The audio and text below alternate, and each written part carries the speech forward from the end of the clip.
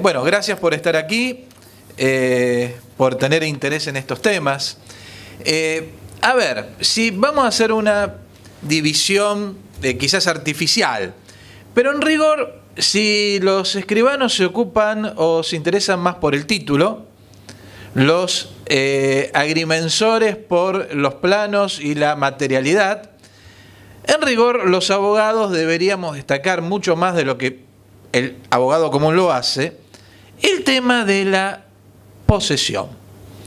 Porque el tema de la posesión es uno de los temas más importantes del derecho y en nuestro sistema, que en la transmisión entre actos entre vivos requiere el título, y voy yo a pensar siempre en inmuebles, el título, el llamado título suficiente, es aquel emanado de persona capaz, legitimado al efecto y revestido de todas las formalidades que establece la ley. En nuestro caso estamos pensando sobre todo en el tema de la escritura pública. Lo cierto que eso se completa para que pueda haber derecho real con la tradición y la posesión que es engendrada por esa tradición.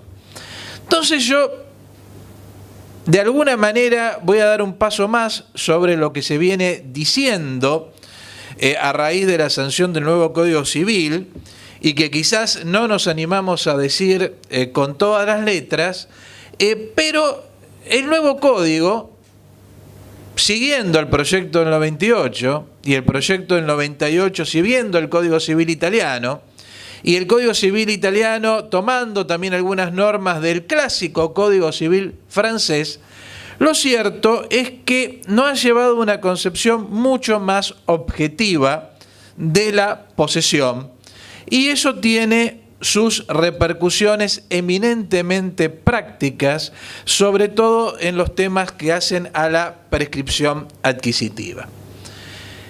¿Por qué esta aseveración? Bueno, ustedes recordarán cuál era la clásica definición de Vélez Arfield sobre cuándo hay posesión. Si querés poner la pantalla, ponela es nada más que para la lectura de algún artículo que puede servir a veces para compartir textos, ¿no? Ahí tienen el 2351, clásico artículo 2351, tomando las ideas de Savigny. Habrá posesión de las cosas cuando alguna persona por sí o por otro tenga una cosa bajo su poder con intención de someterla al ejercicio de un derecho de propiedad. Y en la intención de someterla al ejercicio de un derecho de propiedad, se encuentra ese elemento subjetivo, tan querido por los profesores de derechos reales cuando enseñaban estos temas, que dicen, bueno, pero yo tengo que tener la intención, es decir, tengo no únicamente que tener el corpus, sino que tengo que tener la intención de someterlo al ejercicio de un derecho real. Someterla al ejercicio de un derecho de propiedad, decía Vélez, pero en realidad se está refiriendo al ejercicio de un derecho real. Ahora bien, esto es todo un tema, porque ¿cómo conocemos cuál es el ánimo interno de la persona? ¿Cómo conocemos si realmente lo está sometiendo a un derecho, supongamos, a un derecho real de dominio o si es un simple comodatario o un simple locatario? Porque en rigor yo no sé lo que está pensando si lo veo desde afuera a esa persona. Entonces, ¿cómo distingo un hecho del otro? Y miren, Ihering, que digamos,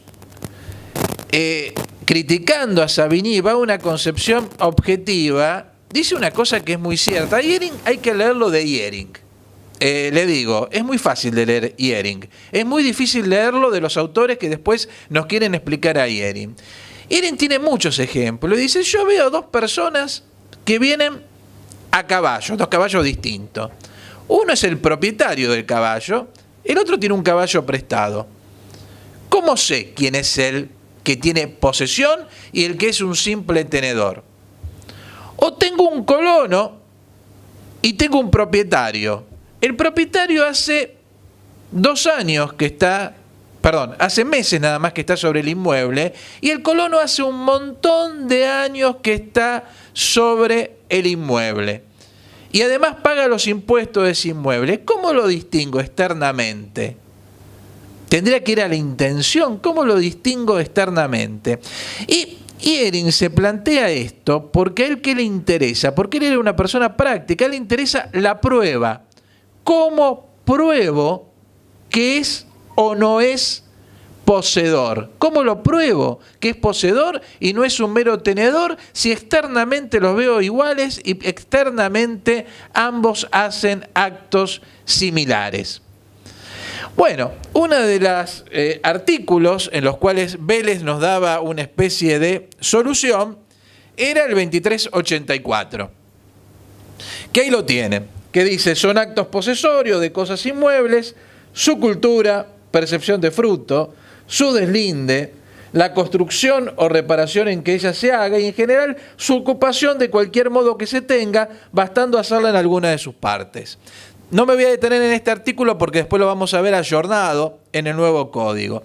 Entonces, este artículo podría ser una manera de probar la posesión.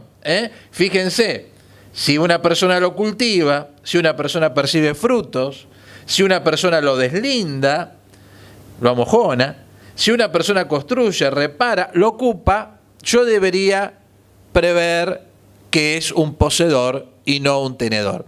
Sin embargo, alguna jurisprudencia, que en general era no viterdicta, es decir, cosas que se dicen al pasar en la sentencia para llenar páginas, pero que no iban al meollo de por qué se decidía aceptar o no aceptar la prescripción adquisitiva, y alguna doctrina decía, no, pero esto es suficiente para decir que hay una posesión para poder ejercer acciones posesorias.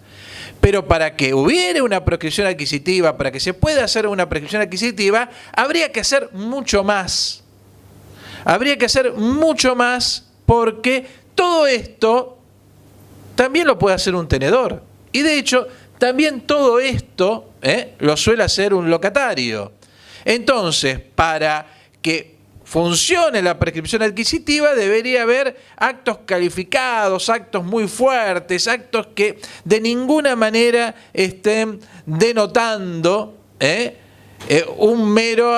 algo que podría ser una mera tenencia, es decir, que se pudiera confundir con una mera tenencia de la cosa.